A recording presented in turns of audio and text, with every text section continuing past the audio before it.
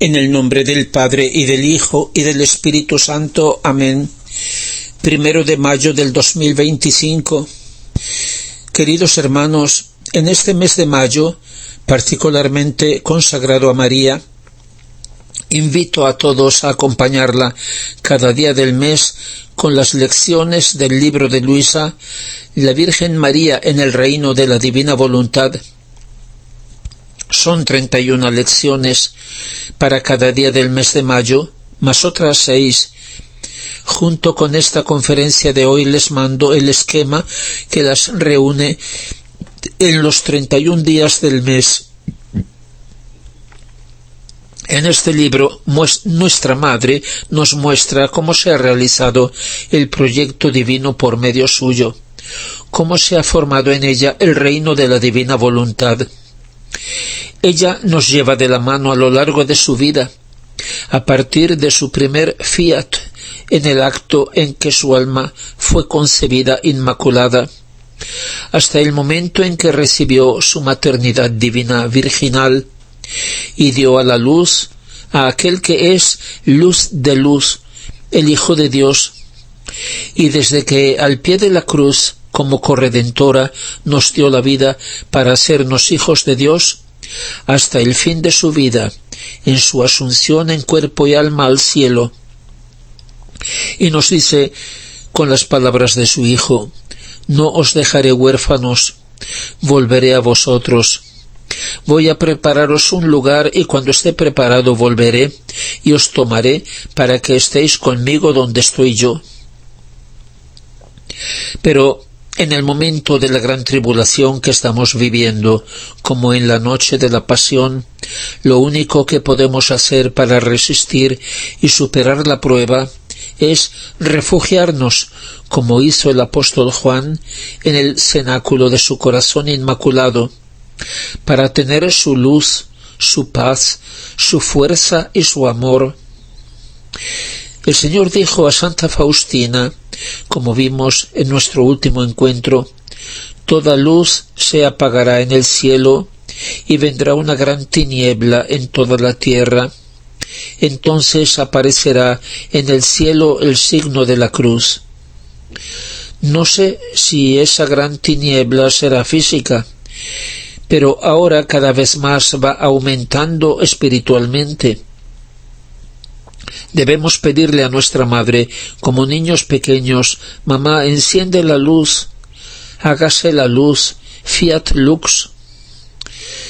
El triunfo del corazón inmaculado de María, anunciado por ella en Fátima, en realidad lo prometió Dios desde el principio, inmediatamente después del pecado de Adán y Eva, cuando dijo al demonio, la serpiente infernal: pondré enemistad entre ti y la mujer escrito con mayúscula, porque no podía ser Eva, que había pecado, ni la mujer en general, sino la mujer inmaculada, eternamente predestinada a ser la madre del Verbo encarnado, del Hijo de Dios. Dijo: pondré enemistad entre ti y la mujer, entre tu descendencia y la suya, que es Jesucristo, y no él solo, sino junto con su cuerpo místico, con los que le pertenecen. Dice: ella te aplastará la cabeza, mientras tú acecharás su talón. Ella, una sola palabra, se refiere a la vez a la mujer y a la descendencia, a la madre y al hijo, a la madre y a nosotros, sus hijos. Por eso, el triunfo ha de ser al mismo tiempo de la madre y de sus hijos, y no es sino el triunfo de la divina voluntad en María, como hace 20 siglos fue al pie de la cruz, y que ahora se debe cumplir en nosotros, en sus hijos. Es el cumplimiento en nosotros del reino prometido, el que pedimos siempre en el Padre Nuestro: venga tu reino, es decir, que tu voluntad sea en la tierra lo que es en el cielo, que sea para los hijos lo que es para el Padre, la vida. El triunfo del corazón inmaculado de María ya se cumplió para ella, en ella, Ahora solo falta que se cumpla en nosotros, en sus hijos. Ese triunfo no puede ser más que el resultado de una prueba y también de una lucha, porque en esa prueba, querida por Dios, se metió desde el principio la tentación, obra del demonio. El enemigo infernal, enemigo de la paz, trata de destruirnos, dividiendo y poniendo a todos contra todos. Por eso, digo con San Pablo, os exhorto a comportaros de una manera digna de la vocación que habéis recibido, con toda humildad, mansedumbre y paciencia, soportándoos los unos a los otros con amor, tratando de conservar la unidad del Espíritu mediante el vínculo de la paz. Un solo cuerpo, un solo Espíritu, como es una sola la esperanza a la que habéis sido llamados, la de vuestra vocación. Un solo Señor, una sola fe, un solo bautismo, un solo Dios, Padre de todos, que está sobre todos, obra por medio de todos y está presente en todos. A causa del pecado de esta vida de regreso al Padre, pasa Pascua, a través de un valle de lágrimas. Se nace llorando y se termina llorando. Las noticias trágicas de lo que pasa en el mundo se han de comprender a la luz de una guerra mucho más grande y trascendental. No es sólo guerra de naciones contra naciones, sino de reino contra reino. El reino del pecado de Satanás contra el reino de Dios. Los enemigos de la verdad, de la justicia y de la paz tienen en común todos el mismo objetivo: lograr el dominio absoluto del mundo, incluso el control de los pensamientos y de los deseos de todos, de la vida de todos, una tremenda dictadura, incluso espiritual, mediante un gobierno único mundial, según la conocida tentación del padre de la mentira. Todo esto te daré si te postras y me adoras. Una posesión para ser como Dios, pero sin Dios. El hombre que se hace Dios. Y detrás de todo la intención del enemigo infernal, el príncipe del mundo, es destruir la Santa Iglesia y por último la humanidad y la entera obra de Dios, si pudiera. Dios permitirá solo hasta un cierto punto para purificar la tierra y purificar su casa, que es la Iglesia, para que esté preparada para su venida gloriosa. Como dice San Pedro en su primera carta, pues ha llegado el momento en que empieza el juicio a partir de la casa de Dios. Y si empieza por nosotros, ¿cuál será el fin de los que rehúsan obedecer al Evangelio de Dios? Esta gran guerra espiritual se está combatiendo en el corazón de cada ser humano. Dejemos que los demás piensen como quieran, pero no permitamos que tantas cosas opinables, que no exigen la fe de la Iglesia, puedan dividirnos como quisiera el diablo y nos pongan a unos contra otros. Eso lo está haciendo en las familias, en los grupos, en la Iglesia. Es la gran guerra mundial de todos contra todos, que empieza así en el corazón de las personas, por soberbia. Preparémonos. En la conversión y en la calma está vuestra salvación, en el abandono confiado está vuestra fuerza, dice el Señor por el profeta Isaías. Pero ¿por qué todas esas guerras, todo ese odio y violencia entre los hombres, entre naciones, incluso dentro de las mismas familias? El Señor ha dicho, los enemigos del hombre serán los de su casa. ¿De dónde proceden las guerras y peleas que hay entre vosotros? Ahora estoy leyendo en la carta del apóstol Santiago. ¿No es acaso de las pasiones que luchan en vuestros miembros? Codiciáis y no tenéis, matáis, ardéis de envidia y no alcanzáis nada, os combatís, os hacéis la guerra, no tenéis porque no pedís, pedís y no obtenéis porque pedís mal para satisfacer vuestras pasiones. Gente infiel, ¿no sabéis que amar el mundo es odiar a Dios? Quien quiere ser amigo del mundo se hace enemigo de Dios. ¿O pensáis que sin motivo diga la Escritura, celosamente nos ama el Espíritu que Él ha hecho habitar en nosotros? Al contrario, nos da una gracia más grande. Por eso dice, Dios resiste a los soberbios, pero da su gracia a los humildes.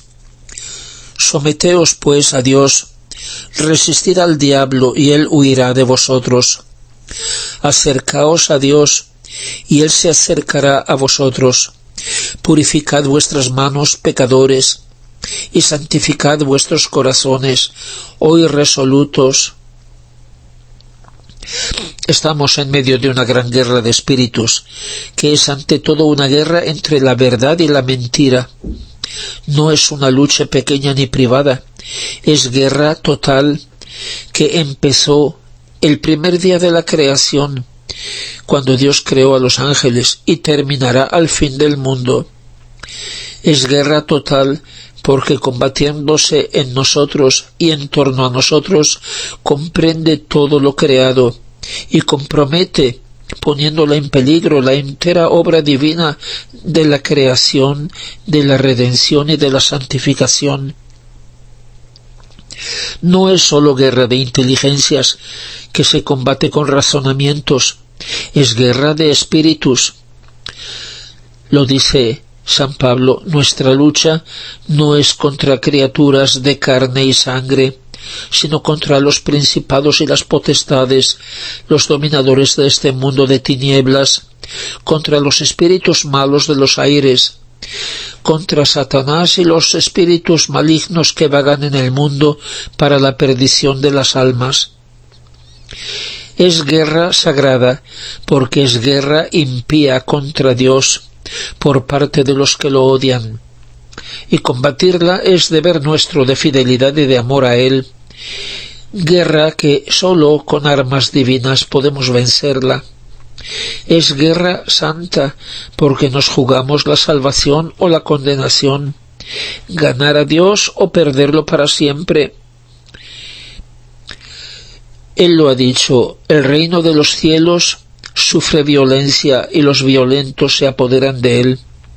Sufre violencia, o sea, es objeto de violencia, es motivo de lucha.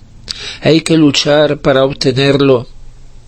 Al hablar de lucha espiritual, personal, que cada uno de nosotros debe combatir interiormente y no pocas veces exteriormente, hace falta encuadrarla en el contexto de una lucha mucho más grande que nos trasciende, reino contra reino.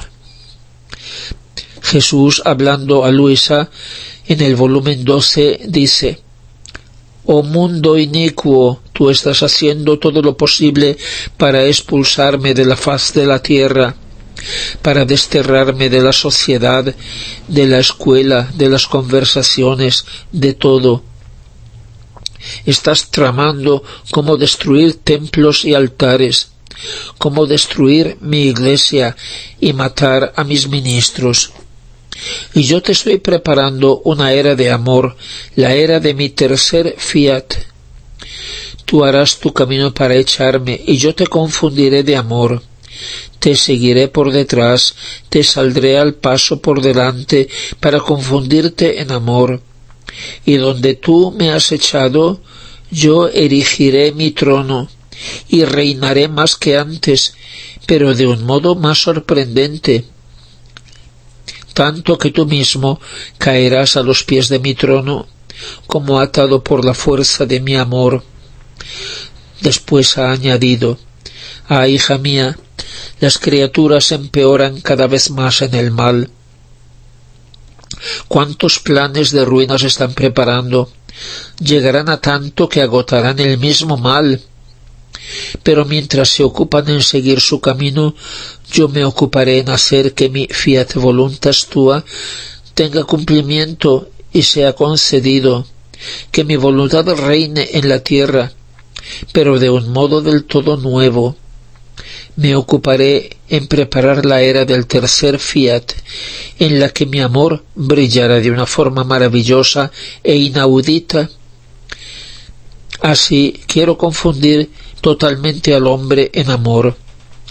Por eso sea atenta. Quiero que prepares conmigo esta era de amor celestial y divina. Nos daremos la mano y obraremos juntos. Queridos hermanos, renovemos cada día nuestra consagración a María y con ella a la voluntad divina, porque de eso depende el triunfo de su corazón inmaculado en nosotros y la resurrección y el triunfo de la Santa Iglesia. Gloria al Padre y al Hijo y al Espíritu Santo, como era en el principio, ahora y siempre, y por los siglos de los siglos. Amén.